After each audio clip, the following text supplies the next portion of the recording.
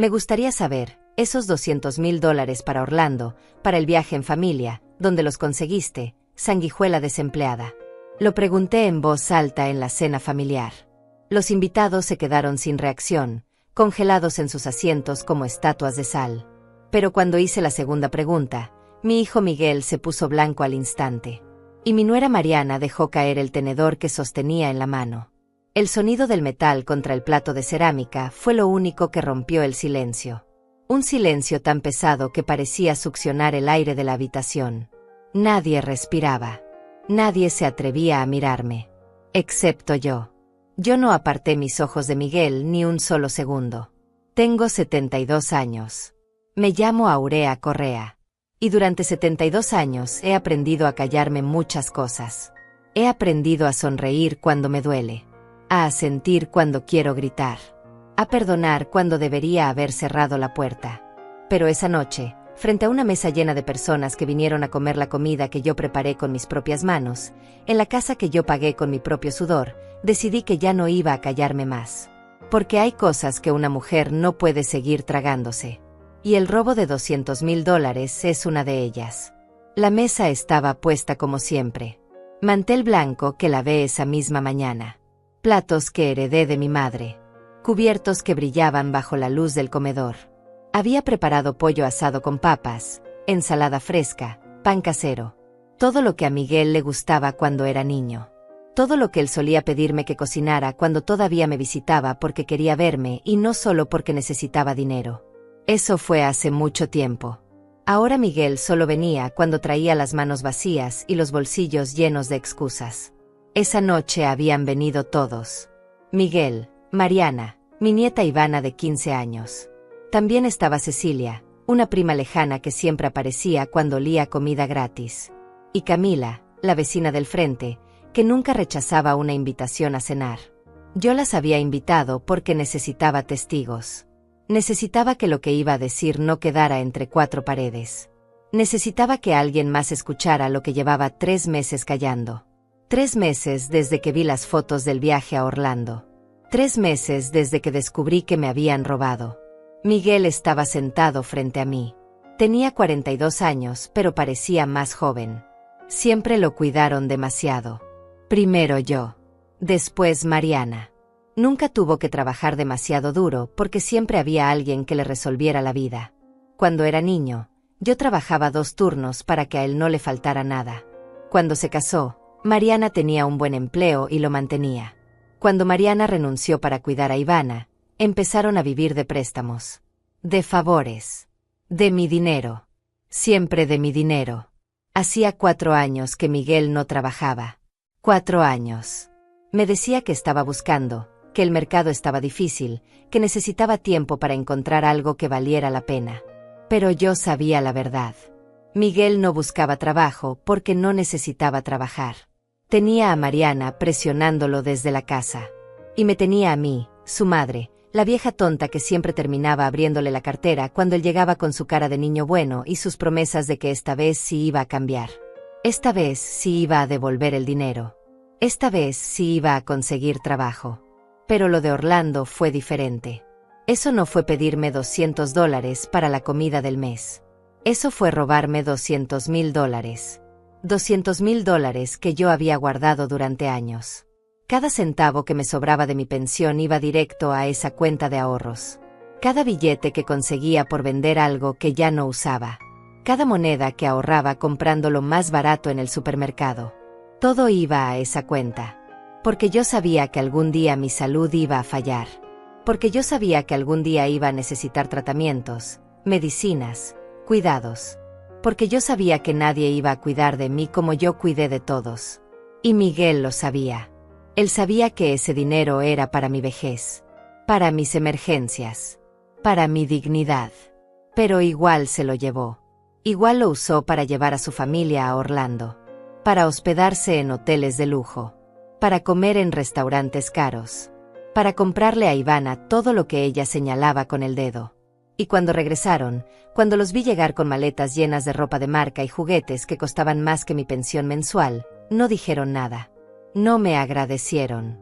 No me preguntaron cómo estaba. Solo mostraron las fotos. Solo presumieron el viaje. Como si fuera normal. Como si ese dinero hubiera aparecido del cielo. Yo vivo sola en esta casa desde que mi esposo murió hace 30 años. Miguel tenía 12 años cuando su padre cayó enfermo. Cáncer de pulmón. 3 meses desde el diagnóstico hasta el funeral. 3 meses en los que vendí todo lo que tenía de valor para pagar tratamientos que no sirvieron de nada. 3 meses en los que Miguel me vio llorar cada noche. 3 meses en los que le prometí que nunca le iba a faltar nada. Que yo iba a trabajar el doble. Que iba a sacrificar lo que fuera necesario. Y cumplí. Cumplí durante 30 años. Trabajé de día en una fábrica de ropa. Trabajé de noche limpiando oficinas. Trabajé los fines de semana lavando ropa ajena. Trabajé hasta que mi cuerpo ya no pudo más. Hasta que las rodillas me fallaron. Hasta que la espalda me dolía tanto que no podía levantarme de la cama sin llorar. Y cuando finalmente me jubilé, cuando finalmente pude descansar, pensé que Miguel iba a cuidarme. Pensé que iba a ser mi turno de recibir. Pero me equivoqué. Porque lo único que Miguel aprendió fue a pedir. A tomar. A desaparecer cuando ya no quedaba nada que sacar. La casa está llena de recuerdos. En cada rincón hay una historia. En la sala está el sillón donde mi esposo se sentaba a leer el periódico. En la cocina está la mesa donde Miguel hacía su tarea mientras yo preparaba la cena después del primer turno. En el patio está el árbol que plantamos juntos cuando él cumplió 10 años. Todo está aquí. Todo menos él. Porque Miguel dejó de venir hace mucho tiempo. Ahora solo aparece cuando necesita algo. Recuerdo el día que nació Miguel. Era diciembre y llovía tanto que las calles parecían ríos.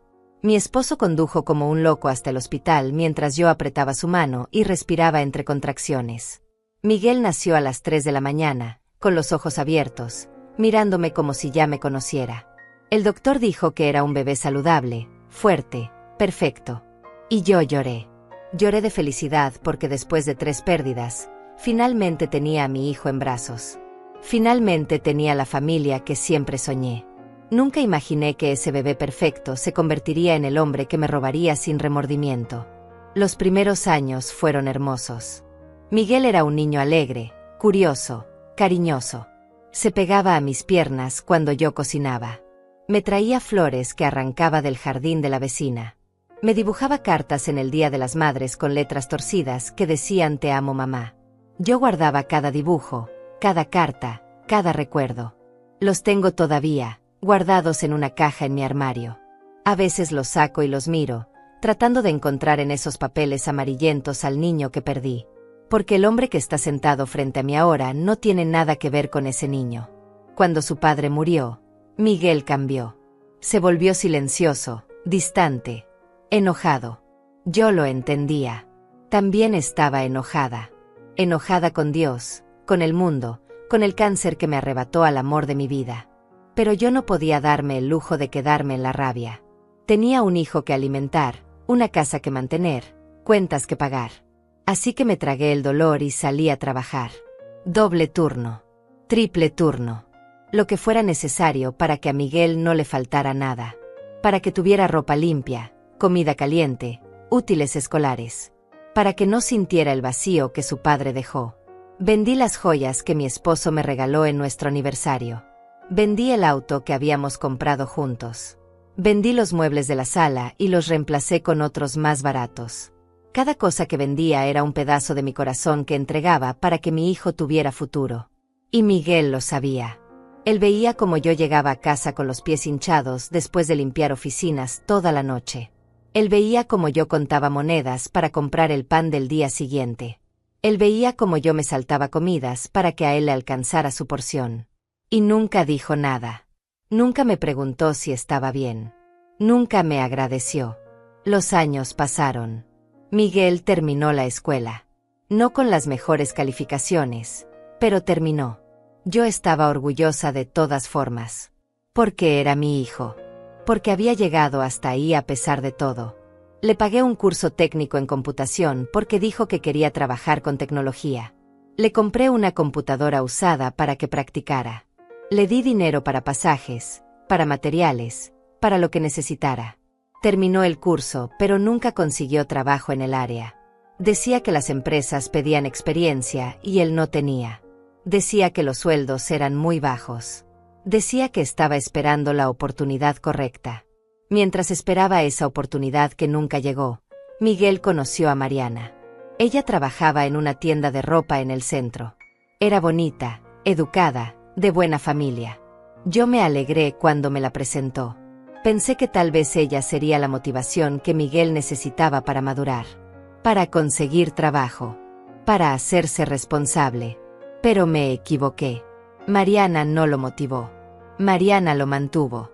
Ella trabajaba, él se quedaba en casa jugando videojuegos. Ella pagaba el alquiler, él pedía dinero prestado para sus caprichos. Y cuando se casaron, yo pagué la boda. Gasté $15,000 en esa boda. $15,000 que no tenía. Tuve que pedir un préstamo que tardé 3 años en pagar. Pero lo hice porque Miguel me dijo que era importante para él. Que quería darle a Mariana el día que ella merecía. Que iba a ser un nuevo comienzo. Que después de la boda iba a buscar trabajo en serio. Que iba a hacerme sentir orgullosa. Pasaron 10 años desde esa boda. Todavía estoy esperando que cumpla esa promesa. Cuando Ivana nació, pensé que las cosas cambiarían. Pensé que la paternidad despertaría algo en Miguel. Que tener una hija lo haría responsable. Pero pasó lo contrario. Ahora tenía una excusa más para no trabajar. Tenía que cuidar a Ivana mientras Mariana trabajaba, decía. Aunque cuidar significaba dejarla frente al televisor mientras él dormía hasta el mediodía. Yo iba a visitarlos y encontraba la casa desordenada, a Ivana con el pañal sucio, a Miguel en pijama a las 3 de la tarde. Y cuando yo le preguntaba por qué no buscaba trabajo, me decía que estaba cansado. Que ser padre era agotador. Que yo no entendía. Yo entendía perfectamente. Yo había sido madre soltera durante 30 años. Yo había trabajado 2 empleos mientras criaba a un niño sola. Yo había limpiado pañales y mocos y vómito mientras Miguel dormía. Yo había pasado noches en vela con el enfermo en brazos. Yo sabía exactamente lo que era ser madre. Y sabía que lo que Miguel sentía no era cansancio. Era pereza. Era comodidad. Era la certeza de que siempre habría alguien que resolviera por él. Yo. Siempre yo. Mariana renunció a su trabajo cuando Ivana cumplió 3 años. Dijo que quería ser madre de tiempo completo. Yo no dije nada. No era mi lugar. Pero sabía lo que eso significaba. Significaba que ahora ninguno de los dos trabajaba. Significaba que iban a vivir de ahorros hasta que se acabaran. Y después iban a venir a mí. Otra vez. Como siempre. Y así fue. 2 meses después de que Mariana renunció, Miguel apareció en mi puerta. Necesito tu ayuda, mamá. Solo por un tiempo. Hasta que consiga algo. Te lo voy a devolver, te lo prometo. Esa fue la primera vez de muchas. Cada mes traía una nueva emergencia. Que si Ivana necesitaba zapatos nuevos. Que si el alquiler había subido. Que si la nevera se había dañado. Que si Mariana necesitaba ir al dentista. Siempre algo. Siempre urgente. Siempre mi responsabilidad resolverlo. Y yo lo hacía. Porque era mi nieta. Porque era mi hijo. Porque una madre no deja que su familia pase necesidad. Aunque esa familia nunca le devolviera ni un centavo. Aunque esa familia la visitara solo cuando necesitaba algo. Le di dinero durante 4 años. Miles de dólares. No llevaba la cuenta exacta porque me dolía hacerlo. Porque cada vez que sumaba lo que había dado sin recibir nada a cambio, algo dentro de mí se rompía un poco más. Pero si tuviera que calcularlo, diría que fueron al menos $50,000 en esos 4 años. $50,000 que salieron de mi pensión. De mis ahorros. De vender cosas que ya no usaba. De negarme a mí misma cualquier lujo, cualquier capricho, cualquier descanso. Y mientras yo me negaba todo, mientras yo compraba la marca más barata en el supermercado, mientras yo remendaba mi ropa vieja en lugar de comprar nueva, Miguel y Mariana se iban a restaurantes. Ivana tenía el último modelo de teléfono. Mariana compraba carteras que costaban más que mi pensión mensual. Y cuando yo preguntaba cómo podían permitirse esas cosas si no trabajaban, me decían que habían sido regalos. Ofertas. Gangas. Mentiras. Siempre mentiras. Los domingos solían venir a almorzar. Al principio venían seguido. Cada semana. Después cada 2 semanas. Después una vez al mes. Después solo en fechas especiales. Y finalmente solo cuando necesitaban dinero. La última vez que vinieron antes del viaje a Orlando fue en marzo. Llegaron sin avisar, justo antes del almuerzo. Yo no había cocinado nada especial, pero improvisé con lo que tenía. Hice pasta con salsa de tomate, ensalada simple. Miguel apenas probó la comida. Mariana tampoco comió mucho. Ivana se quejó de que la pasta estaba muy simple, que en su casa comían mejor. Esa fue la última vez que los vi antes de que se fueran a Orlando. Ese día Miguel me pidió $5,000. Miguel me pidió $5,000 ese domingo de marzo. Dijo que era para pagar una deuda urgente. Que si no pagaba esa semana, iban a embargarlo. Que por favor, mamá, es la última vez que te pido. Lo miré a los ojos buscando la verdad. Buscando al niño que alguna vez fue. Pero solo vi a un hombre de 42 años que nunca había aprendido a valerse por sí mismo. Un hombre que mentía con la misma facilidad con la que respiraba. Le di 3,000. Era todo lo que tenía en efectivo en ese momento. Me dio un abrazo rápido, prometió devolverlo en 2 semanas, y se fue. No volví a verlo hasta después de Orlando. Pasaron 3 semanas sin noticias. Llamé un par de veces. Miguel no contestaba. Mariana tampoco. Dejé mensajes. Nada. Pensé que tal vez estaban molestos porque no les di los 5,000 completos. O tal vez habían conseguido el dinero en otro lado y ya no me necesitaban. Eso dolía más. Pensar que solo me buscaban cuando yo era útil. Que cuando no tenía nada que darles, desaparecía de su vida como si nunca hubiera existido. Como si 30 años criándolo sola no significaran nada. Fue Cecilia, mi prima, quien me mandó el enlace. Un mensaje en la madrugada. Aurea, vi esto y pensé que debía saberlo. Era el perfil de redes sociales de Ivana. Fotos. Decenas de fotos. Orlando. El castillo brillando de noche. Ivana sonriendo con orejas de ratón. Mariana frente a una tienda de lujo con bolsas en ambas manos. Miguel abrazando a su familia frente a un lago artificial. Restaurantes elegantes. Hoteles con piscinas infinity. Paseos en lancha. Fuegos artificiales. Felicidad. Tanta felicidad comprada con dinero que no tenían. Me quedé mirando las fotos durante horas. No podía dormir. No podía respirar. Cada imagen era una puñalada. Porque yo sabía que ellos no tenían ese dinero. Sabía que hacía 3 semanas Miguel me había rogado $5,000 para una deuda urgente. Y ahora estaban en Orlando gastando lo que parecían decenas de miles de dólares. Los comentarios bajo las fotos eran peores. Amigas de Ivana preguntando cómo habían conseguido ir a un lugar tan caro. La respuesta de Ivana: mi papá consiguió un trabajo increíble. Estamos celebrando. Otra mentira. A la mañana siguiente fui al banco. Necesitaba ver mi cuenta. Necesitaba confirmar lo que ya sospechaba en el fondo de mi corazón. La cuenta de ahorros que había abierto hace 10 años con la ayuda de Miguel. La cuenta donde guardaba cada centavo que me sobraba de la pensión. La cuenta que era mi seguro para la vejez, para emergencias médicas, para el día en que ya no pudiera valerme por mí misma. Le había dado a Miguel acceso como autorizado. Solo para emergencias. Le dije. Solo si me pasa algo y necesitas pagar mis gastos. Confié en él. Fui una tonta. La empleada del banco me imprimió el extracto de los últimos 3 meses. Mis manos temblaban mientras miraba los números. Primera transferencia, $70,000. Hace 2 meses. Segunda transferencia, $80,000. Hace 6 semanas. Tercera transferencia, $50,000. Hace 1 mes. Total, $200,000. $200,000 retirados de mi cuenta. Todas las transferencias autorizadas con la firma digital de Miguel como usuario autorizado. Todas hechas una semana antes de que aparecieran las primeras fotos de Orlando. Le pregunté a la empleada si había algún error. Ella revisó de nuevo. No, señora Correa. Todas las transacciones fueron autorizadas correctamente por el usuario secundario de la cuenta. Sentí que el piso se movía bajo mis pies, que las paredes se cerraban, que el aire se volvía denso y no podía respirar. La empleada me preguntó si me sentía bien. Le dije que sí. Otra mentira. Porque nada estaba bien. Porque mi hijo me había robado. Porque los $200,000 que había ahorrado durante años, negándome todo, trabajando hasta destruir mi cuerpo, ya no estaban. Se los había gastado en un viaje. Salí del banco con el extracto apretado en mi mano. Caminé hasta la parada del autobús sin ver nada.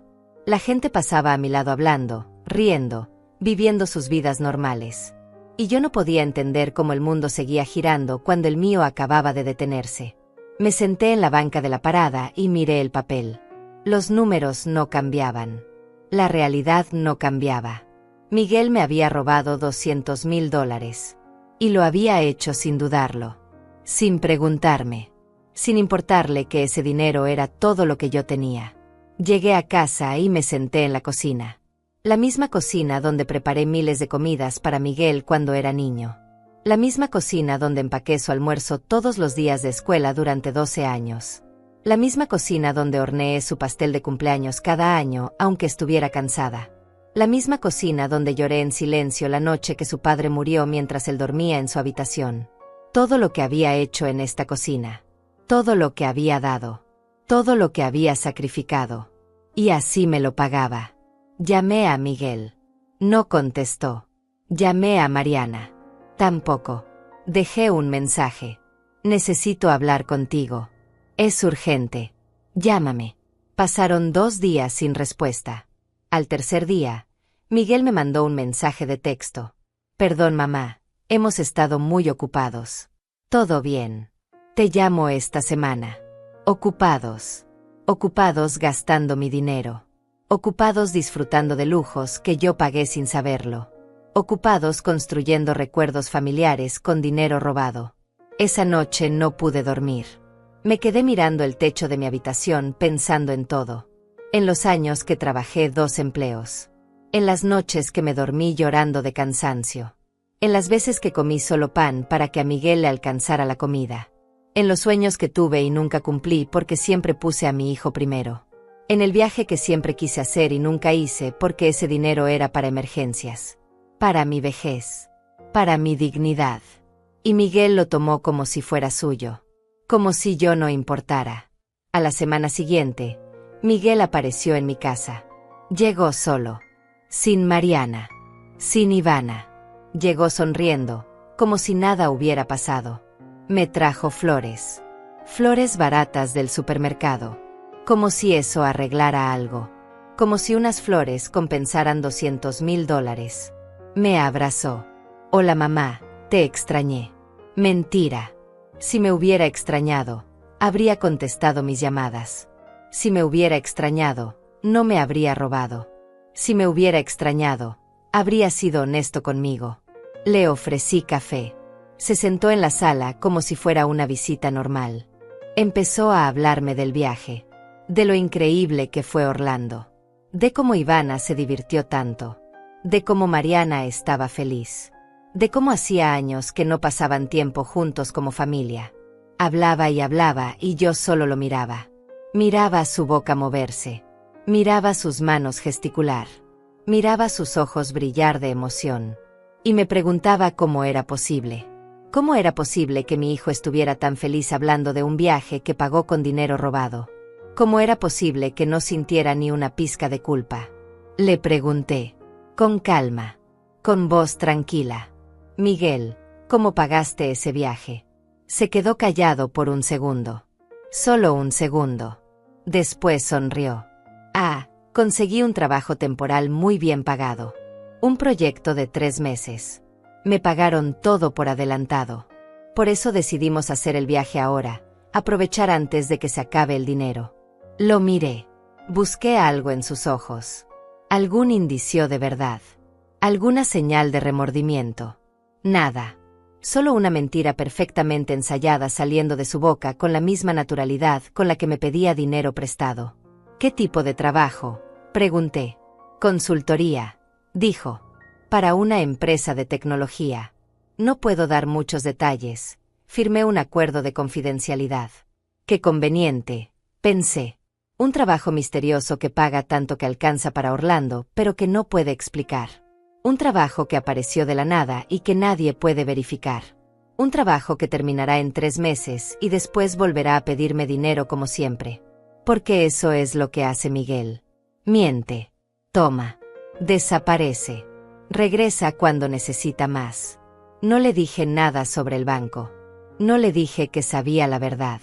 Todavía no. Porque necesitaba tiempo para pensar. Necesitaba tiempo para decidir qué hacer. Necesitaba tiempo para procesar que mi hijo, el bebé que sostuve en mis brazos hace 42 años, el niño al que le di todo, se había convertido en un ladrón. En mi ladrón. Miguel se quedó una hora. Habló de planes futuros. De cómo iba a ahorrar del trabajo temporal. De cómo iba a empezar a devolverme todo lo que me debía. Promesas. Siempre promesas que nunca cumplía. Cuando se fue, me senté de nuevo en la cocina. Saqué el extracto del banco que había guardado en un cajón. Lo leí una vez más. $200,000.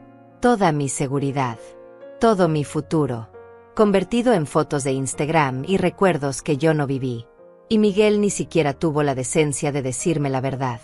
Ni siquiera tuvo el valor de admitir lo que había hecho. Prefirió mentirme a la cara. Prefirió tratarme como si fuera estúpida. Como si no mereciera la verdad. Como si después de todo lo que había hecho por él, no mereciera ni siquiera honestidad. Esa noche decidí que no iba a quedarme callada. 2 semanas después, Miguel me llamó. Mamá, vamos a hacer una cena familiar. Hace tiempo que no nos reunimos todos. Ven el sábado. Su voz sonaba alegre, despreocupada. Como si nada malo hubiera pasado. Como si no me hubiera robado $200,000. Como si yo fuera solo su madre ingenua que siempre estaría ahí sin importar lo que él hiciera. Le dije que sí. Que ahí estaría. Porque ya había tomado una decisión. Ya sabía lo que iba a hacer. Pero necesitaba el momento correcto. Necesitaba testigos.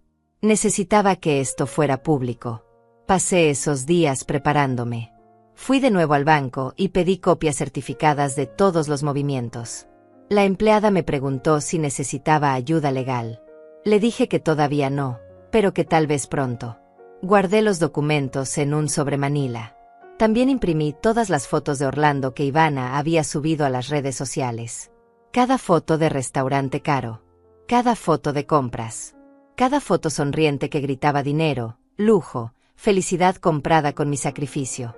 Las puse en orden cronológico. Creé mi evidencia. El sábado llegó. Me puse mi mejor vestido. Uno gris que había comprado hace años para una boda. Me maquillé un poco. Me peiné con cuidado. Quería verme digna. Quería verme fuerte. Porque iba a necesitar toda la fuerza que tuviera. Tomé el sobre con los documentos. Tomé mi cartera. Y salí de mi casa sabiendo que cuando regresara, nada sería igual. Que después de esa noche, la relación con mi hijo estaría rota para siempre. O tal vez ya estaba rota. Tal vez llevaba años rota y yo me negaba a verlo. La casa donde vivían Miguel y Mariana quedaba a media hora en autobús. Era una casa alquilada en un barrio de clase media. Nada lujoso pero tampoco humilde. 2 habitaciones, pequeño jardín, cochera. Más de lo que yo tenía cuando criaba a Miguel sola. Más de lo que ellos podían pagar sin trabajar. Toqué el timbre. Mariana abrió la puerta. Aurea, qué bueno que viniste. Pasó. Me abrazó. Un abrazo frío. Un abrazo de compromiso. Como todo lo que hacía conmigo. Siempre correcta, siempre educada, pero nunca genuina. Nunca cálida. Adentro ya estaban los demás invitados.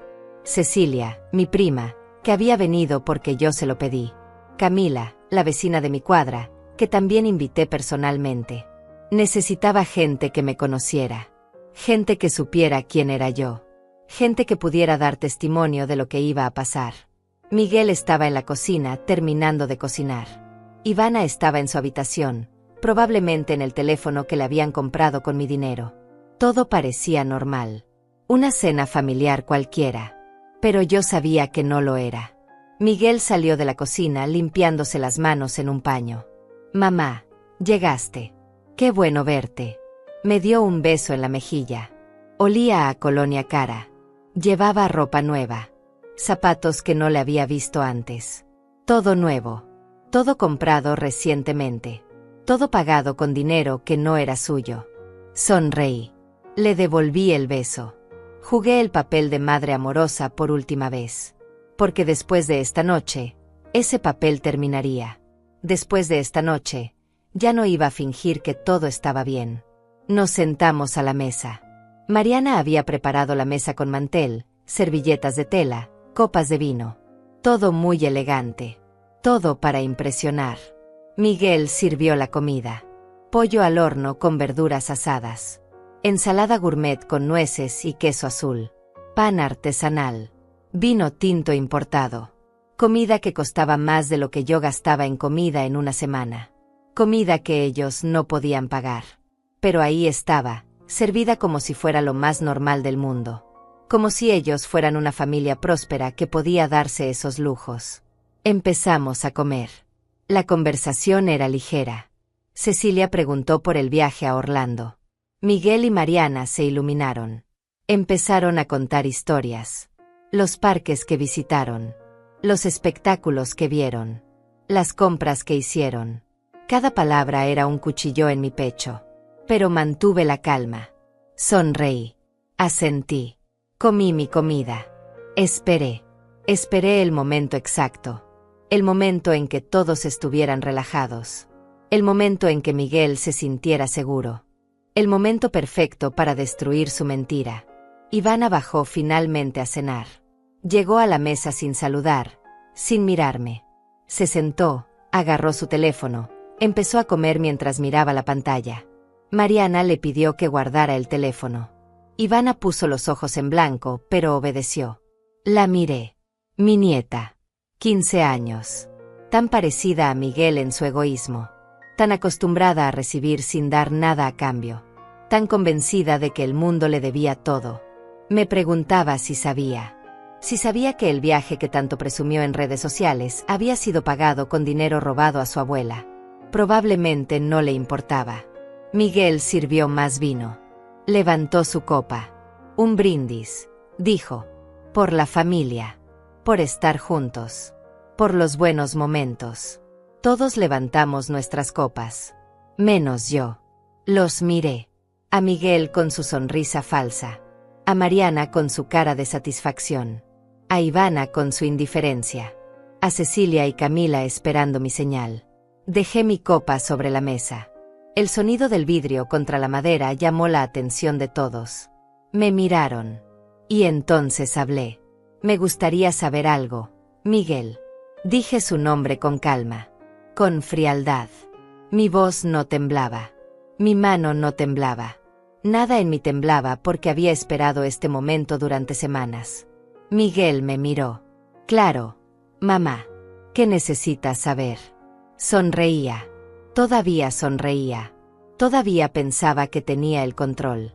Todavía pensaba que yo era la vieja tonta que siempre había sido. Me gustaría saber de dónde sacaste el dinero para el viaje a Orlando. Un viaje que debió costar fácilmente más de $50,000 entre vuelos, hotel, comida, entradas, compras. El silencio cayó sobre la mesa como una piedra. Miguel dejó de sonreír. Mariana se puso tensa. Ivana levantó la vista de su plato. Cecilia y Camila me miraron, sabiendo que esto era el comienzo de lo que les había advertido. Miguel se aclaró la garganta. Ya te lo dije, mamá. Conseguí un trabajo temporal. Me pagaron bien. Decidimos darnos ese gusto. Su voz sonaba menos segura ahora. Menos convincente. Pero todavía trataba de mantener la mentira. Así, el trabajo misterioso de consultoría que no puedes explicar. ¡Qué conveniente! Mi voz seguía calmada, pero había algo en mi tono que hizo que Miguel se pusiera pálido. Mamá, no sé por qué dudas de mí. ¿Por qué iba a mentirte? Porque me has mentido toda tu vida, Miguel. Porque llevas 4 años sin trabajar y de repente tienes dinero para Orlando. Porque hace 2 meses me pediste $5,000 llorando que te iban a embargar. Y una semana después estaba subiendo fotos desde un hotel de lujo. Mariana intervino. Aurea, no entiendo a qué viene esto. Miguel te explicó de dónde salió el dinero. ¿Por qué lo atacas así? La miré. La miré con toda la frialdad que sentía. No lo ataco, Mariana. Solo hago preguntas.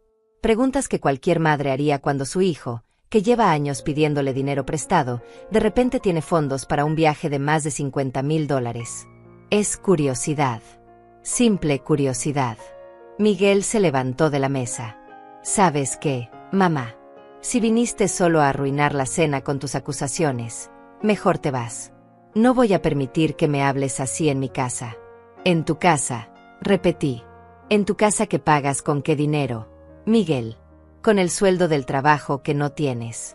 Con los ahorros que no existen. Con préstamos que nunca devuelves. Dime, en serio, ¿cómo pagas esta casa? ¿Cómo pagas la comida? ¿Cómo pagaste Orlando? Ya te lo dije. No me crees, ese es tu problema. Miguel estaba enojado ahora. Rojo de rabia. Pero yo veía algo más en sus ojos. Miedo. Pánico. Sabía que yo sabía algo. Podía sentirlo. Saqué el sobremanila de mi bolso. Lo puse sobre la mesa. Todos lo miraron. Miré a Miguel directamente a los ojos. Te voy a hacer la pregunta una vez más, hijo. Y esta vez quiero que me digas la verdad. Delante de todos. ¿De dónde sacaste $200,000 para el viaje a Orlando y para todas las compras que hiciste? ¿De dónde? Miguel miró el sobre. Miró a Mariana. Miró a todos en la mesa. Su cara pasó de roja a blanca en segundos. Abrió la boca, pero no salió sonido. Mariana también estaba pálida. Ivana nos miraba confundida, sin entender qué pasaba. Cecilia y Camila permanecieron en silencio, testigos de lo que yo había prometido que verían. Esperé. Di tiempo a que Miguel hablara. A que dijera la verdad. A que por una vez en su vida fuera honesto conmigo. Pero no dijo nada. Entonces abrí el sobre. Saqué los extractos bancarios. Los puse sobre la mesa. Estas son copias certificadas de mi cuenta de ahorros. La cuenta donde guardaba mi dinero para emergencias médicas. Para mi vejez. Para el día en que ya no pueda trabajar. Señalé las líneas marcadas. 3 transferencias. 70,000. 80,000. 50,000. Total, $200,000. Todas autorizadas por ti, Miguel. Todas hechas una semana antes de que se fueran a Orlando. Mariana dejó escapar un sonido ahogado. Ivana miró a su padre con los ojos muy abiertos. Cecilia negó con la cabeza. Camila se llevó la mano a la boca. Y Miguel se quedó ahí, de pie, mudo, atrapado en su mentira. Miguel finalmente encontró su voz. Mamá, yo puedo explicar. Su voz temblaba. Sus manos temblaban. Todo en él temblaba porque sabía que no había explicación posible.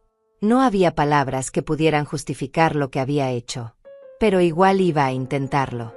Igual iba a tratar de manipularme una vez más. Como siempre lo había hecho. Adelante. Le dije. Explica cómo robaste $200,000 de la cuenta de tu propia madre. Estoy esperando. No fue robo, dijo rápidamente. Tú me diste acceso a esa cuenta. Yo estaba autorizado. Técnicamente tenía derecho. Lo miré sin parpadear. Te di acceso para emergencias. Para si yo terminaba en el hospital y alguien tenía que pagar mis cuentas médicas. No para que te llevaras todo mi dinero y te fueras de vacaciones a Orlando. Eso no es una emergencia, Miguel. Eso es robo. Llámalo como quieras, pero eso es exactamente lo que es. Mariana se levantó también. Aurea, entiendo que estés molesta, pero Miguel tiene razón. Tú le diste acceso. Él no hizo nada ilegal. La miré. Esta mujer que nunca trabajó un día desde que renunció. Esta mujer que vivía de mi dinero sin remordimiento. Esta mujer que ahora tenía el descaro de defender lo indefendible. Mariana, tú sabías de dónde venía ese dinero. Cuando planeaban el viaje, cuando compraban los boletos, cuando se hospedaban en hoteles de lujo, tú sabías que ese dinero era mío. Y no dijiste nada. Eso te hace cómplice. Ivana interrumpió. Abuela, no entiendo por qué estás tan enojada. Papá dijo que era un préstamo, que te lo iba a devolver. Un préstamo, repetí. Un préstamo se pide. Se solicita permiso. Se firma un documento. Se acuerda un plazo de pago. Esto no fue un préstamo, Ivana. Esto fue tu padre entrando a mi cuenta bancaria a escondidas y llevándose todo lo que yo tenía ahorrado. Sin preguntarme. Sin decirme. Eso no es un préstamo. Eso es robo. Miguel se pasó las manos por el pelo. Estaba desesperado. Mamá, yo iba a devolvértelo. Todo. Con intereses. Tan pronto como consiguiera trabajo. Lo juro. ¿Cuándo? Miguel. ¿Cuándo ibas a devolvérmelo? Llevas 4 años diciendo que vas a conseguir trabajo. 4 años prometiendo que vas a cambiar. 4 años mintiéndome. Dime exactamente cuándo planeabas devolverme $200,000. Dame una fecha. Un plan. Algo concreto. Silencio. Por supuesto. Porque no había plan. Nunca lo hubo. Cecilia habló por primera vez. Miguel, ¿cómo pudiste hacerle esto a tu madre? Después de todo lo que ella hizo por ti. Trabajó 2 empleos para criarte sola. Se sacrificó toda su vida. Y así le pagas. Miguel la miró. Tú no sabes nada, Cecilia. Tú no sabes lo difícil que ha sido para mí. Las presiones, el estrés, las responsabilidades. Necesitaba ese viaje. Mi familia lo necesitaba. Necesitábamos reconectarnos, crear recuerdos juntos. Recuerdos comprados con el dinero de tu madre, dijo Camila. Con el dinero que ella guardó para sus propias emergencias. Para su salud. Para su vejez. Y tú se lo quitaste para ir a un parque de diversiones. No ves nada malo en eso. Miguel la miró con odio. Ustedes no opinan. Esto es entre mi madre y yo. Es asunto familiar. No, Miguel, dije. Ya no es solo asunto familiar. Es asunto legal. Porque lo que hiciste tiene un nombre. Se llama apropiación indebida. Y tiene consecuencias. El pánico en su cara creció. Mamá, no puedes hablar en serio. No vas a demandarme. Soy tu hijo. Tu único hijo. No puedes hacerme eso. ¿Por qué no? Pregunté. Tú me hiciste algo peor. Me robaste mi seguridad. Mi tranquilidad. Mi futuro. Todo lo que tenía para sobrevivir mis últimos años. Y lo hiciste sin pensarlo 2 veces. Sin preguntarme. Sin importarte que soy tu madre de 72 años que ya no puede trabajar. Que ya no puede recuperar ese dinero. Entonces dime, ¿por qué no puedo demandarte? Mariana empezó a llorar. Lágrimas falsas. Lágrimas calculadas. Aurea, por favor. Piensa en Ivana. Piensa en tu nieta. Si demandas a Miguel, destruyes esta familia. Ivana va a sufrir. No puedes hacerle eso a tu nieta. La miré. Usaba a Ivana como escudo. Como siempre. Como hacían cada vez que necesitaban manipularme emocionalmente. Pero ya no funcionaba. Ya no iba a dejar que usaran a mi nieta para chantajearme. Ivana va a sufrir más si crece pensando que está bien robar. Que está bien mentir.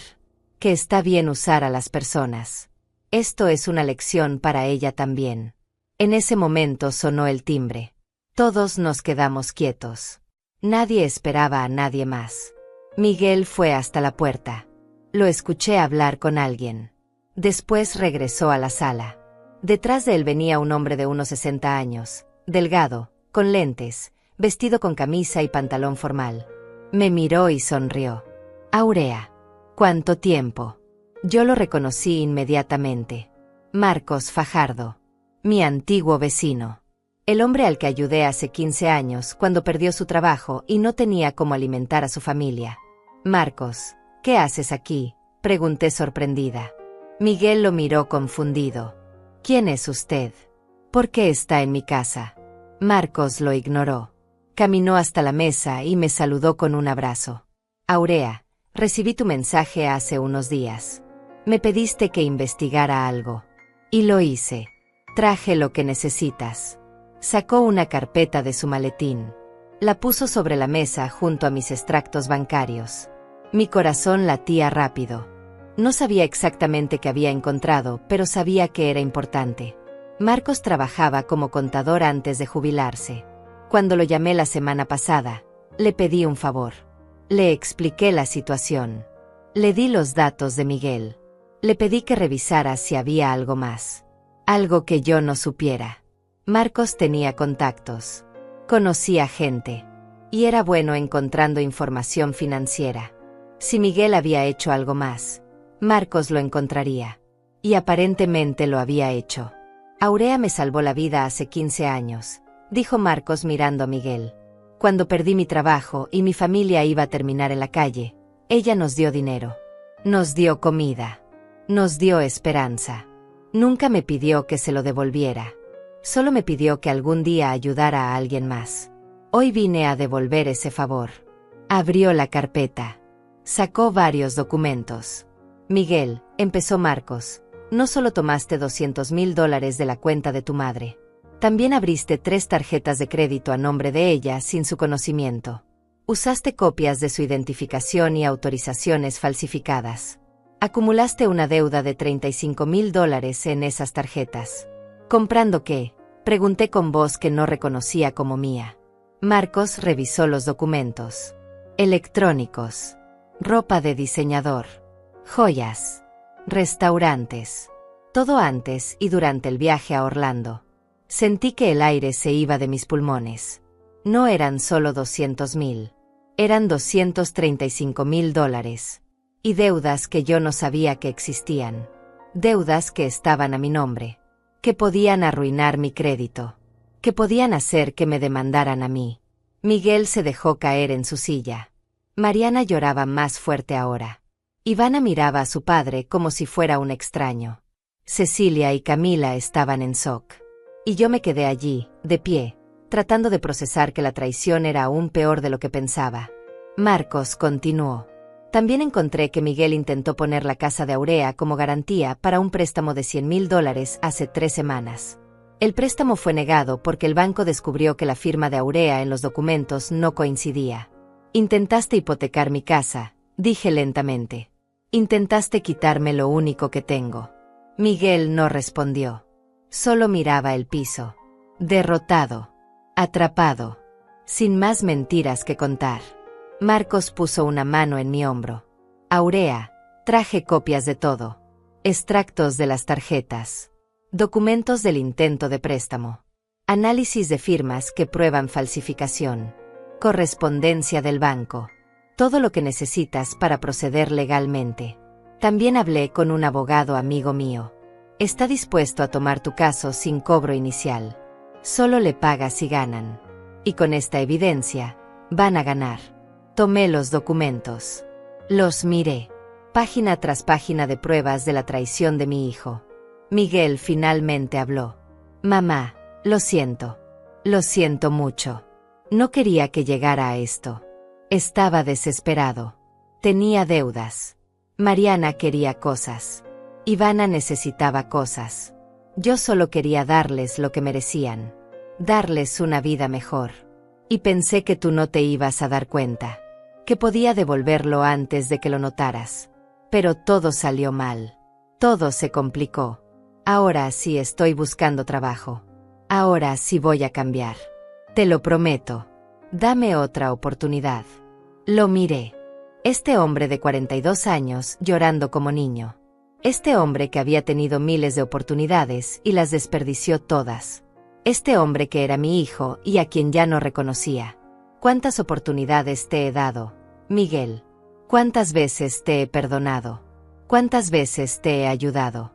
Y cada vez prometes cambiar. Cada vez juras que será diferente. Pero nunca cambia. Nunca es diferente. Y ahora me pides otra oportunidad después de robarme todo. Después de intentar quitarme mi casa. Después de arruinar mi nombre con deudas. Dime por qué debería creerte esta vez. Porque soy tu hijo, susurró. Porque me amas. Porque una madre siempre perdona. Lo miré por mucho tiempo. Sí, dije finalmente. Eres mi hijo. Y sí, te amo.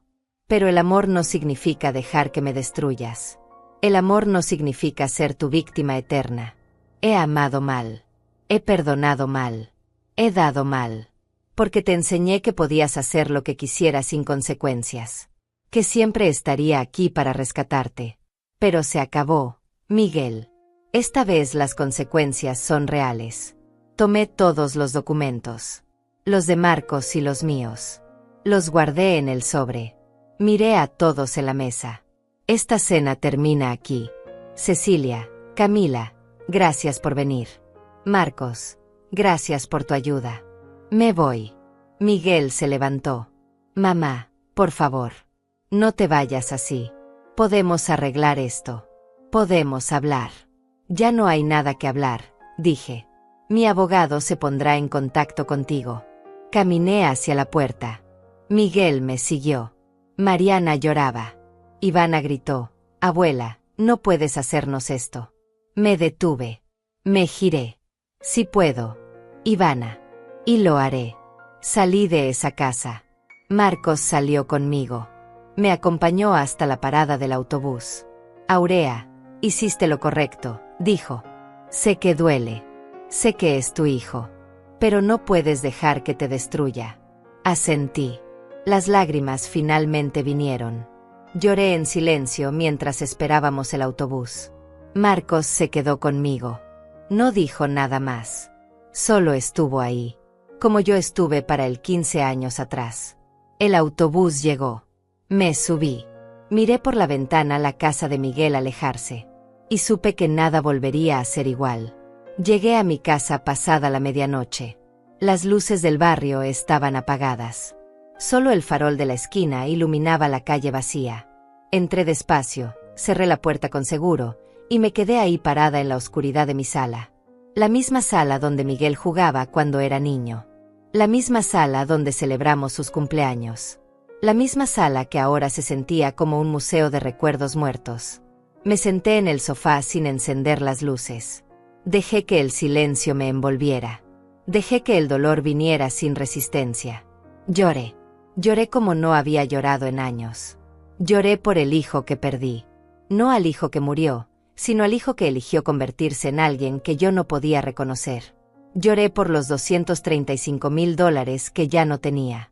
Lloré por mi vejez que ahora sería más difícil, más incierta, más solitaria. Lloré por todas las veces que confié cuando debía haber dudado. Por todas las veces que perdoné cuando debía haber puesto límites. Lloré hasta que ya no me quedaron lágrimas. Y entonces me sequé la cara, me levanté, y encendí la luz. No iba a quedarme en la victimización. No iba a permitir que Miguel me destruyera completamente.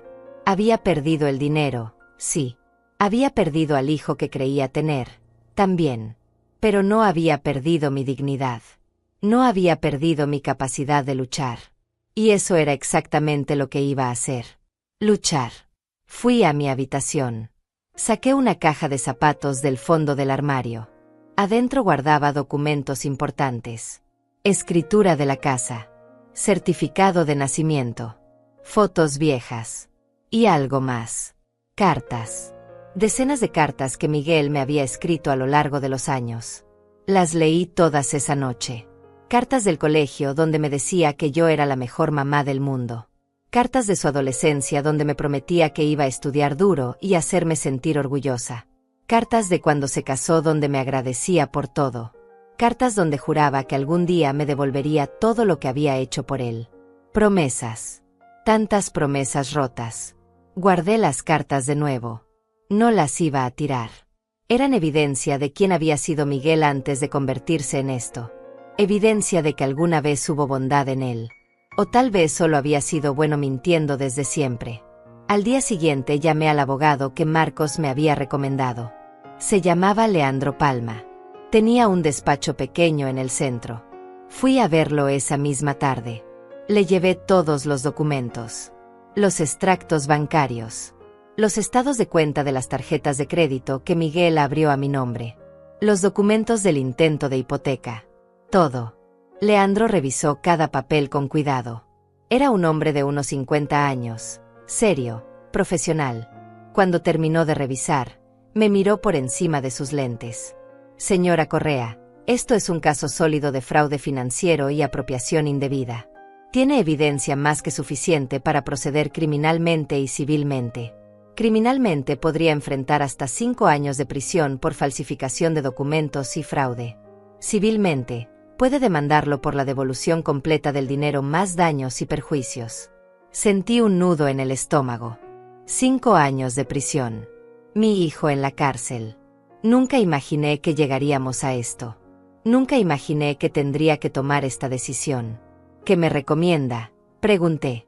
Leandro se reclinó en su silla. Depende de lo que usted quiera lograr. Si quiere justicia completa, procedemos con ambas vías, criminal y civil. Él enfrenta consecuencias legales serias y usted recupera su dinero eventualmente. Si solo quiere recuperar el dinero, podemos intentar un acuerdo extrajudicial primero. Lo presionamos con la amenaza de cargos criminales para que acepte un plan de pago. Es más rápido pero menos garantizado. Lo pensé. Pensé en Miguel en prisión. En Ivana sin padre. En Mariana sola. Pensé en todo el dolor que eso causaría. Pero también pensé en mí. En mis 72 años. En mi salud que empeoraba. En mi cuenta bancaria vacía. En las deudas a mi nombre que no creé. En el hecho de que Miguel tuvo la oportunidad de confesarme todo antes de la cena y eligió mentir. Eligió seguir mintiendo hasta que lo confronté con pruebas. No mostró remordimiento genuino. Solo mostró miedo a las consecuencias. Y eso me dijo todo lo que necesitaba saber. Proceda con todo, dije. Criminal y civil. Quiero que enfrente las consecuencias completas de lo que hizo. Leandro asintió. Voy a preparar la documentación. En una semana tendremos todo listo para presentar. Mientras tanto, necesito que haga algunas cosas. Primero, vaya al banco y cancele formalmente el acceso de Miguel a su cuenta. Segundo, presente un reporte de fraude por las tarjetas de crédito. Tercero, cambie todas sus contraseñas y claves. Cuarto, no hable con Miguel sin mi presencia. Cualquier cosa que le diga puede complicar el caso. Y quinto, documente todo. Si él intenta contactarla, grabe las conversaciones si puede. Guarde mensajes. Todo sirve como evidencia. Salí del despacho de Leandro con una mezcla de alivio y terror. Alivio porque finalmente estaba tomando control. Terror porque sabía que lo que venía iba a ser brutal. Fui directo al banco. Hablé con el gerente. Expliqué la situación. Mostré los documentos que Leandro me había dado. El gerente se disculpó profusamente. Removieron a Miguel como autorizado de mi cuenta inmediatamente. Cancelaron las tarjetas de crédito fraudulentas. Iniciaron una investigación interna. Me aseguraron que las deudas de esas tarjetas no serían mi responsabilidad una vez que se comprobara el fraude. Esa semana fue la más larga de mi vida. No dormía bien. Comía poco. Cada vez que sonaba el teléfono, mi corazón saltaba. Miguel llamó 17 veces. Le mandó 22 mensajes. Mamá, contesta por favor. Mamá, necesito hablar contigo. Mamá, esto es un malentendido. Mamá, no puedes hacerme esto. Mamá, piensa en tu nieta. Mamá, te lo suplico. No contesté ninguna llamada. No respondí ningún mensaje. Seguí las instrucciones de Leandro. Guardé todo. Capturé pantalla de cada mensaje. Guardé los registros de llamadas. Todo era evidencia. Mariana también intentó contactarme. Sus mensajes eran diferentes. Más manipuladores. Aurea, sé que estás dolida, pero esto ya fue demasiado lejos. Miguel cometió un error, pero no merece ir a prisión. Piensa en Ivana. Ella te necesita. Ella te ama. No destruyas a esta familia por dinero. El dinero se recupera, pero la familia no. Por favor, retira la demanda. Podemos arreglar esto como familia. Borré sus mensajes sin responder. No iba a caer en su manipulación. No esta vez. Organicé toda mi casa. Revisé cada documento que tenía. Cada papel importante lo puse en carpetas etiquetadas. Hice copias de todo y las guardé en lugares diferentes. Una copia en mi casa. Una copia en casa de Cecilia. Una copia en el despacho de Leandro. No iba a arriesgarme a que desapareciera evidencia. También empecé a escribir. Escribí todo lo que recordaba. Cada vez que Miguel me pidió dinero. Cada promesa rota. Cada mentira. Fechas, cantidades, contextos. Mi memoria no era perfecta, pero hice mi mejor esfuerzo. Leandro dijo que este tipo de registro podía ser útil. Una noche, casi una semana después de la cena, alguien tocó mi puerta. Eran las 9 de la noche. No esperaba visitas. Miré por la ventana. Era Miguel. Estaba solo. Se veía terrible. Ojeras profundas. Ropa arrugada. Barba sin afeitar. Tocó de nuevo. Mamá, sé que estás ahí. Por favor. Solo quiero hablar. 5 minutos. Te lo ruego. Me quedé quieta. No iba a abrir.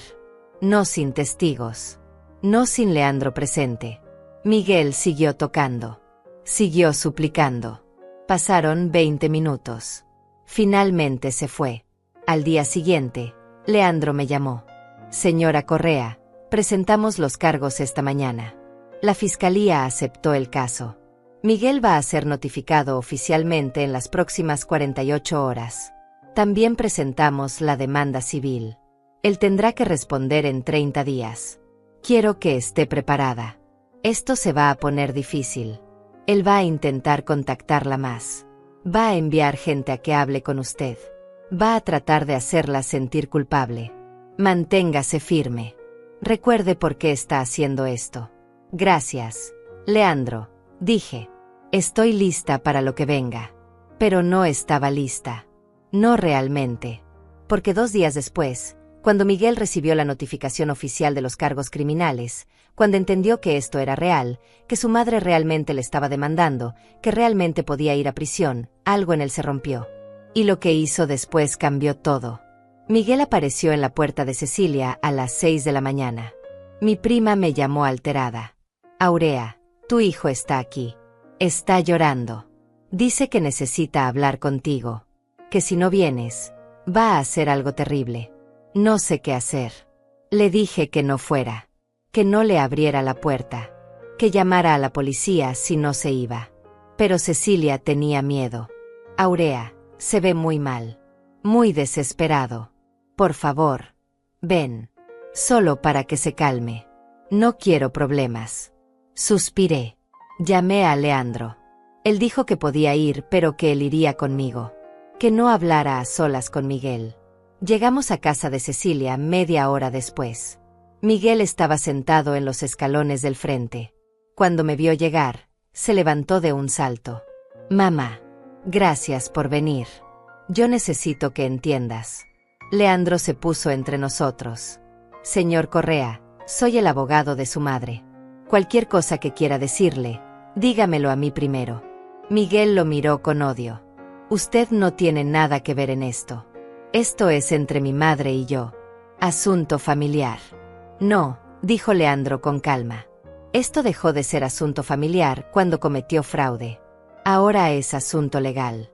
Y yo represento a su madre. Miguel intentó rodear a Leandro para acercarse a mí. Mamá, por favor. Retira los cargos. Te lo suplico. Voy a devolverte todo. Cada centavo. Solo dame tiempo. No me hagas ir a prisión. No puedo ir a prisión. No voy a sobrevivir ahí. Piensa en mí. Soy tu hijo. Tu único hijo. No me hagas esto. Su voz se quebraba. Las lágrimas corrían por su cara. Pero yo había visto este espectáculo antes. Había visto a Miguel llorar y suplicar tantas veces. Siempre funcionaba. Siempre me ablandaba. Pero no esta vez. ¿Cómo vas a devolverme $235,000? Miguel. ¿Con qué dinero? No tienes trabajo. No tienes ahorros. No tienes nada. ¿De dónde vas a sacar ese dinero? Silencio. Exactamente. No tienes forma de devolverlo. Solo estás diciendo lo que crees que quiero oír. Como siempre. Miguel negó con la cabeza desesperadamente. No, no. Esta vez es diferente. Ya conseguí trabajo. Empiezo la próxima semana. Es en construcción. No paga mucho, pero es algo. Y Mariana también va a buscar trabajo. Entre los dos vamos a juntar el dinero. Te lo vamos a devolver. Solo retira los cargos. Dame una oportunidad. Leandro habló antes de que yo pudiera responder. Señor Correa, aunque consiguiera ese trabajo, aunque su esposa también trabajara, tomando en cuenta un salario promedio, les tomaría aproximadamente 15 años pagar esa cantidad. Y eso sin contar intereses, sin contar gastos de vida, sin contar imprevistos. Su madre tiene 72 años. No puede esperar 15 años. No tiene 15 años. Miguel lo miró furioso. Entonces, ¿qué quiere que haga? ¿Qué quiere? Que me tire de un puente. Que desaparezca. Eso los haría felices. No seas dramático, dije finalmente. Nadie quiere que te tires de un puente. Lo que quiero es que enfrentes las consecuencias de tus acciones. Robaste. Falsificaste documentos. Intentaste hipotecar mi casa. Esas son decisiones que tú tomaste. Ahora tienes que vivir con las consecuencias. Pero soy tu hijo, gritó. ¿Cómo puedes mandarme a prisión? ¿Qué clase de madre hace eso? Lo miré directamente a los ojos. La clase de madre que se cansó de ser robada. La clase de madre que finalmente entendió que el amor no significa dejar que me destruyas. Mariana llegó en ese momento. Venía corriendo por la calle. Se veía tan mal como Miguel. Pelo sin peinar. Sin maquillaje. Ropa del día anterior. Aurea, gracias a Dios. Tienes que detener esto. Miguel no puede ir a prisión. Ivana lo necesita. Yo lo necesito. Toda la familia se va a desmoronar. ¿No pensaste en eso cuando planeaban el viaje a Orlando con mi dinero? Dije. ¿No pensaste en mí cuando gastaban $200,000 que no les pertenecían? ¿No pensaste en Ivana cuando la acostumbraste a lujos que no pueden pagar? Ahora quieres que yo piense en ustedes. Fue un error, sollozó Mariana. Un terrible error. Pero castigarnos así es desproporcionado. Es cruel. Miguel va a perder todo. Su libertad. Su dignidad. Su futuro. ¿Y para qué? Para recuperar dinero que probablemente nunca vas a ver de todas formas. Porque aunque lo metas a la cárcel, no te lo va a poder devolver desde ahí. Entonces, ¿qué ganas con esto? Venganza.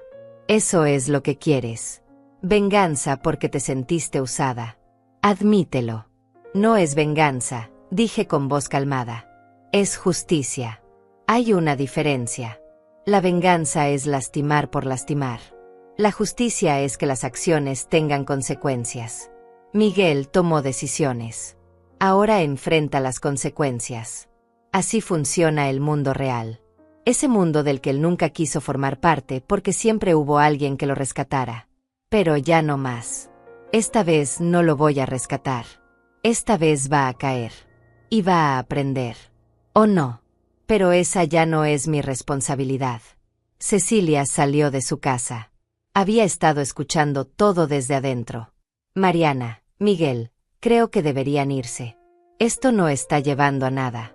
Aurea ya tomó su decisión. Ustedes tienen que aceptarla. Mariana la miró con furia. Tú la convenciste de esto, ¿verdad? Tú y esa otra víbora de Camila. Llenándole la cabeza de ideas. Haciéndola creer que su propio hijo es un criminal. Esto es culpa tuya. Cecilia no se inmutó. Yo solo vine a cenar. El criminal se hizo solo. Y ahora va a pagar por lo que hizo. Vete de mi casa antes de que llame a la policía. Miguel cayó de rodillas en el suelo. Literalmente de rodillas. Frente a mí. Mamá, te lo ruego. Por todo lo que más quieras. Por la memoria de mi padre. Por los años que pasamos juntos. Por el amor que alguna vez me tuviste. Retira los cargos. No me hagas ir a prisión. Haré lo que sea. Lo que sea. Venderé todo lo que tengo. Trabajaré 3 empleos. Pero no me quites mi libertad. Por favor. Lo miré ahí. Arrodillado. Suplicando. Y no sentí lástima. Sentí tristeza. Tristeza porque había llegado a esto. Porque mi hijo prefería arrodillarse que aceptar responsabilidad. Levántate. Miguel, dije. Levántate y vete. No voy a cambiar de opinión. Los cargos siguen. La demanda sigue. Todo sigue. Vete a casa. Prepárate para lo que viene. Y tal vez, solo tal vez, usa este tiempo para reflexionar sobre las decisiones que tomaste. Sobre la persona en la que te convertiste. Sobre cómo llegamos hasta aquí. Miguel no se levantó. Siguió ahí, llorando. Leandro me tocó el brazo. Señora Correa, vámonos. Aquí ya no hay nada más que hacer. Asentí. Caminé hacia el auto de Leandro sin mirar atrás. Pero Mariana no había terminado. Corrió detrás de mí. Me agarró del brazo. La miré. Sus ojos estaban llenos de odio. Esto no va a quedar así, siseó. Vas a pagar por esto. Vas a destruir a Miguel y yo voy a asegurarme de que te arrepientas el resto de tu miserable vida. Voy a contar a todo el mundo lo que hiciste. Voy a decirles que mandaste a tu propio hijo a prisión por dinero. Que eres una vieja amargada y vengativa. Nadie va a querer saber de ti. Vas a morir sola. Y vas a merecer cada segundo de esa soledad. Leandro la apartó de mí. Señora, está amenazando a mi clienta. Voy a tener que reportar esto. Mariana retrocedió. No me importa. Repórtalo. Haz lo que quieras. Pero ella va a pagar. De una forma u otra, va a pagar. Se fue corriendo de regreso a donde Miguel seguía arrodillado. Lo levantó. Lo abrazó. Lo llevó hacia su auto. Antes de subirse, Miguel me miró una última vez. Ya no había súplica en sus ojos. Solo había odio. Puro odio. Y supe que Mariana tenía razón en una cosa. Esto no iba a quedar así. Ellos no iban a aceptar las consecuencias sin pelear. Los días siguientes fueron un infierno.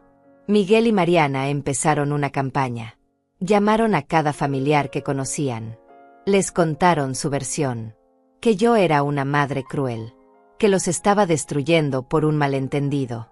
Que Miguel había tomado el dinero creyendo que era un préstamo. Que yo estaba exagerando. Que estaba siendo vengativa. Algunos familiares me llamaron. Tíos lejanos. Primos que no veía hacía años. Todos con el mismo mensaje. Aurea, ¿cómo puedes hacerle esto a tu hijo? La familia se soluciona en familia. Retira los cargos. Perdónalo. Tuve que explicarme una y otra vez. Mostrar evidencia. Enviar copias de documentos. Algunos entendieron. Otros no. Otros decidieron creerle a Miguel porque era más fácil. Porque admitir que Miguel era un ladrón significaba admitir que habían estado ciegos todos estos años. Era más fácil culparme a mí. La madre sin corazón. La vieja amargada. Dejé de contestar llamadas de números que no conocía. Dejé de leer mensajes de gente que no me importaba. Me concentré en lo que importaba. El caso. La justicia. Leandro me mantenía informada. La fiscalía estaba construyendo un caso sólido. Tenían toda la evidencia. Los extractos. Las firmas falsificadas. Los testimonios del banco. El intento de hipoteca. Todo. La audiencia preliminar estaba programada para dentro de 3 semanas. Miguel tendría que presentarse ante un juez. Tendría que escuchar los cargos formalmente. Tendría que decidir si se declaraba culpable o inocente. Leandro decía que probablemente se declararía inocente. Que intentaría pelear. Que alargaría el proceso todo lo posible. Pero que eventualmente perdería. La evidencia era irrefutable. Esas 3 semanas fueron las más largas de mi vida. Cada día esperaba que pasara algo. Que Miguel hiciera algo desesperado. Que Mariana cumpliera sus amenazas. Que algo saliera mal. Pero nada pasó. Solo silencio. Un silencio pesado y amenazante. El silencio antes de la tormenta. Y yo esperé. Esperé a que llegara el día de la audiencia. El día en que finalmente miraría a mi hijo a los ojos en una corte. El día en que un juez decidiría su futuro. El día en que todo cambiaría para siempre. El día de la audiencia llegó. Me desperté a las 5 de la mañana, aunque la audiencia era a las 10. No había podido dormir. Me vestí con cuidado. El mismo vestido gris que usé para la cena. El vestido de mi dignidad. Me peiné. Me maquillé apenas. Quería verme fuerte pero no vengativa. Quería verme como lo que era. Una mujer de 72 años buscando justicia. Leandro pasó por mí a las 8. El trayecto al juzgado fue silencioso. Él sabía que yo necesitaba ese silencio.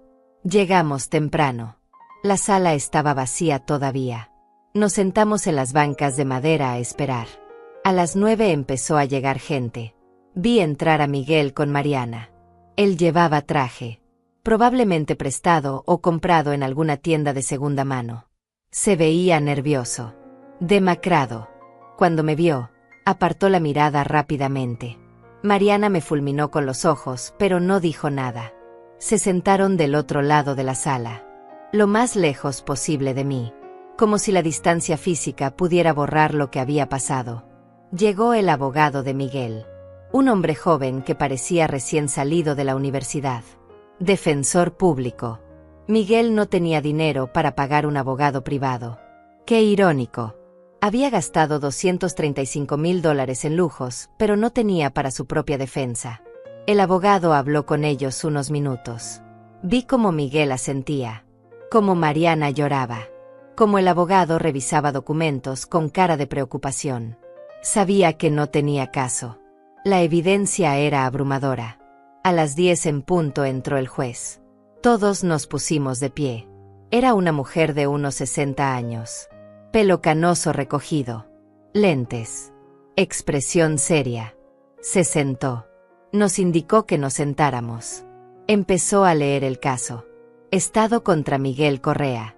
Cargos. Apropiación indebida, falsificación de documentos, fraude financiero. Mi corazón latía tan fuerte que pensé que todos podían escucharlo. El juez miró a Miguel. Señor Correa, entiende los cargos que se le imputan. Miguel se levantó tembloroso. Sí, su señoría. ¿Cómo se declara? Hubo un silencio largo. Todos esperábamos. Miguel miró a su abogado. El abogado asintió. Miguel respiró profundo. Culpable, su señoría. Me declaro culpable. Un murmullo recorrió la sala. Mariana sollozó en voz alta. Yo me quedé quieta. No esperaba esto. Pensé que pelearía, que negaría todo, que intentaría escapar de las consecuencias como siempre lo había hecho. Pero se había declarado culpable. Leandro me apretó la mano. Esto es bueno, susurró. Significa que acepta responsabilidad. El juez será más considerado en la sentencia. El juez continuó. Muy bien. Dado que se declara culpable, procederemos directamente a considerar los argumentos para la sentencia. Abogado defensor, ¿tiene algo que decir? El abogado de Miguel se levantó. Su señoría, mi cliente reconoce la gravedad de sus acciones. Cometió un error terrible motivado por desesperación financiera y presión familiar. Pero es un hombre sin antecedentes criminales.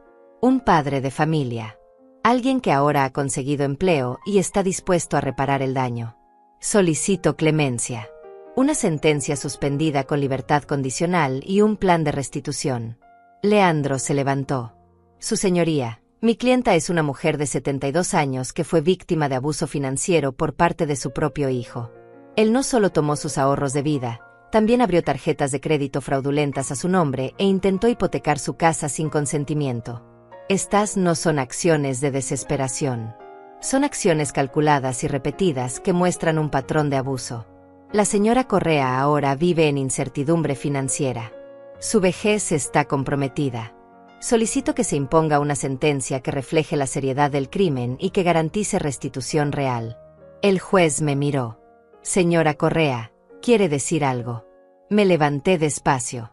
Mis piernas temblaban. Mi voz también al principio. Su señoría, yo crié a mi hijo sola después de que su padre muriera. Trabajé 2 empleos durante 30 años para darle todo. Sacrifiqué mi salud, mis sueños, mi futuro por él. Y él tomó todo lo que yo había guardado para mi vejez y lo gastó en vacaciones. No me pidió permiso. No me dijo la verdad. Me robó. Y cuando lo confronté, mintió. Solo admitió la verdad cuando le mostré evidencia irrefutable. Mi voz se hizo más firme. No busco venganza. Busco justicia. Busco que entienda que las acciones tienen consecuencias. Que no puede vivir toda su vida usando a las personas sin enfrentar responsabilidad. Eso es todo. Me senté. El silencio en la sala era absoluto. El juez escribió algo en sus notas. Después miró a Miguel. Señor Correa, ¿tiene algo que decir antes de que dicte sentencia? Miguel se levantó. Lloraba. Su señoría, yo amo a mi madre. Sé que lo que hice estuvo mal. No tengo excusa. Solo puedo decir que lo siento. Que me arrepiento. Que si pudiera regresar el tiempo, lo haría diferente. Pero no puedo. Solo puedo prometer que voy a dedicar el resto de mi vida a reparar el daño. A devolverle cada centavo. A ser el hijo que ella merece. Miró hacia mí. Mamá, perdón. Perdóname, por favor. Te amo. No dije nada. Solo lo miré. El juez habló. Señor Correa, he revisado cuidadosamente este caso. La naturaleza de sus crímenes es seria. Abusó de la confianza de su propia madre. Una mujer vulnerable de edad avanzada que dependía de esos ahorros. Sin embargo, también considero que se ha declarado culpable. Que no tiene antecedentes. Que tiene una familia. Mi decisión es la siguiente. Lo condeno a 3 años de prisión. Sin embargo, suspenderé 2 años de esa sentencia. Cumplirá 1 año efectivo en prisión. Después saldrá en libertad condicional por 5 años, durante los cuales deberá pagar restitución completa a su madre más intereses. Mariana gritó. No. Por favor, no 1 año. Miguel se tambaleó. Su abogado lo sostuvo. El juez continuó. Además, durante la libertad condicional no podrá contactar a la víctima sin su consentimiento expreso. Deberá mantener empleo estable y reportarse mensualmente con un oficial de libertad condicional. Cualquier violación resultará en cumplir los 2 años restantes de prisión inmediatamente. Golpeó el mazo. Caso cerrado. La audiencia terminó. Miguel fue esposado inmediatamente. Se lo llevaban ese mismo día. Mariana corrió hacia él. Lo abrazó. Lloraba descontroladamente. Yo me quedé sentada, mirando cómo se llevaban a mi hijo esposado. Cómo desaparecía por una puerta. Cómo Mariana se derrumbaba en el piso. Y no sentí triunfo. No sentí alegría. Solo sentí vacío. Un vacío profundo y doloroso. Leandro me ayudó a levantarme. Señora Correa, lo logramos. Justicia fue servida. Asentí. Pero no me sentía victoriosa. Me sentía destruida. Salimos del juzgado. Afuera estaba Cecilia esperándome. Me abrazó. Lo hiciste bien, Aurea. Hiciste lo correcto. Marcos también estaba ahí. Había venido a apoyarme. Me dio un abrazo. Aurea, sé que duele ahora. Pero con el tiempo verás que esto era necesario. Que no tenías otra opción. Asentí de nuevo. No podía hablar. Si hablaba, lloraría. Y no quería llorar en público. No quería que nadie viera mi dolor. Llegué a casa y finalmente me permití sentir todo. La rabia. La tristeza. La culpa. La duda. Me pregunté si había hecho lo correcto. Si había sido demasiado dura. Si debía haber aceptado el plan de pago sin cargos criminales. Si debía haber perdonado una vez más. Pero entonces recordé las mentiras. El robo. El intento de hipoteca. Y supe que había hecho lo único que podía hacer. Había elegido mi dignidad sobre su comodidad. Había elegido justicia sobre falsa paz familiar. Había elegido sobrevivir. Pasaron 6 meses desde la sentencia. 6 meses en los que mi vida cambió completamente. Los primeros días fueron los más difíciles. La casa se sentía demasiado silenciosa. Demasiado vacía. Me despertaba en las noches pensando en Miguel en prisión. Imaginando cómo sería su celda. Si estaría bien. Si estaría seguro. Pero entonces recordaba lo que me hizo. Y el dolor regresaba. No el dolor de extrañarlo. El dolor de aceptar que el hijo que creí tener nunca existió realmente. Vendí la casa. Esa decisión fue difícil pero necesaria. Había demasiados recuerdos en esas paredes. Recuerdos que ya no me traían paz sino angustia. Recuerdos de un pasado que había terminado. La vendí por un buen precio. Con ese dinero y lo poco que quedaba en mi cuenta después del robo, compré un departamento pequeño en otra ciudad. Un lugar nuevo. Un lugar sin fantasmas. Un departamento de 2 habitaciones cerca de un lago. Con vista a los árboles. Con luz natural que entraba por ventanas grandes. Un lugar para empezar de nuevo. Me mudé sola. Cecilia ofreció ayudarme, pero le dije que necesitaba hacerlo yo misma. Empacar cada caja fue un proceso de sanación. Decidir qué llevar y qué dejar. Me deshice de todo lo que me conectaba al dolor. Fotos de Miguel adulto. Regalos que me había dado. Cartas recientes. Todo a la basura. Pero guardé las fotos de cuando era niño. Guardé sus dibujos de la primaria. Guardé los recuerdos del hijo que alguna vez fue. Porque ese niño sí existió. Ese niño sí me amó. Lo que pasó después no fue culpa de ese niño. En la nueva ciudad nadie me conocía. Nadie sabía mi historia. Yo era solo Aurea. Una mujer de 72 años que vivía sola cerca del lago. Empecé a caminar todas las mañanas. Algo que nunca había hecho porque siempre estaba trabajando o cansada o preocupada. Pero ahora tenía tiempo. Caminaba 1 hora cada mañana respirando aire fresco. Mirando el agua. Escuchando los pájaros. Sintiendo el sol en mi cara. Reconectando con la vida que había olvidado vivir. Aprendí a conducir. A los 72 años. Siempre había dependido del transporte público o de que alguien me llevara. Pero decidí que ya no quería depender de nadie. Tomé clases. Practiqué. Me costó.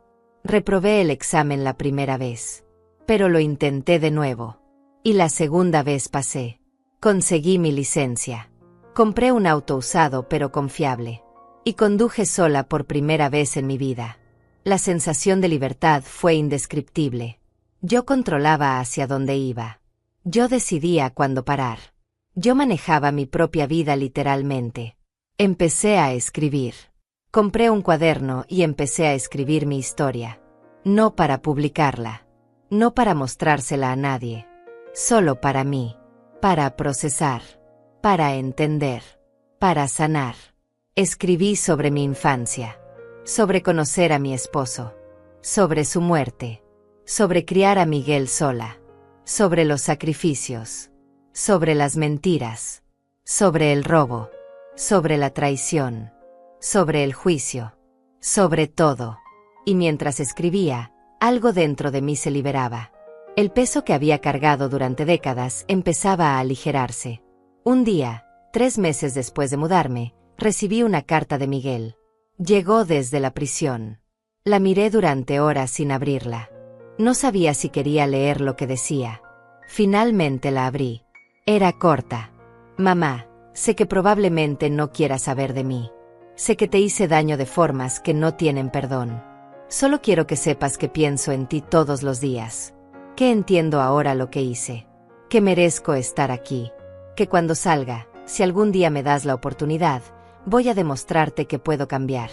No te pido que me perdones. Solo te pido que te cuides. Que seas feliz. Que vivas la vida que siempre mereciste. Te amo. Miguel. Doblé la carta. La guardé en un cajón. No respondí. Tal vez algún día lo haría. Tal vez no. Pero ese día no era hoy. Hoy mi prioridad era yo misma. Mi sanación. Mi paz. Por primera vez en 72 años, yo era mi prioridad. No Miguel. No ningún hijo. No ninguna familia. Yo. Y eso no me hacía egoísta. Me hacía sobreviviente. Me hacía fuerte. Me hacía libre. Planté flores en mi balcón. Rosas, margaritas, girasoles. Las regaba cada mañana mientras tomaba mi café. Las veía crecer. Las veía florecer. Y me veía a mí misma en ellas. Creciendo de nuevo después de ser pisoteada. Floreciendo después de un invierno largo y oscuro. Renaciendo. Conocí a otras mujeres en el edificio. Mujeres de mi edad. Viudas. Divorciadas.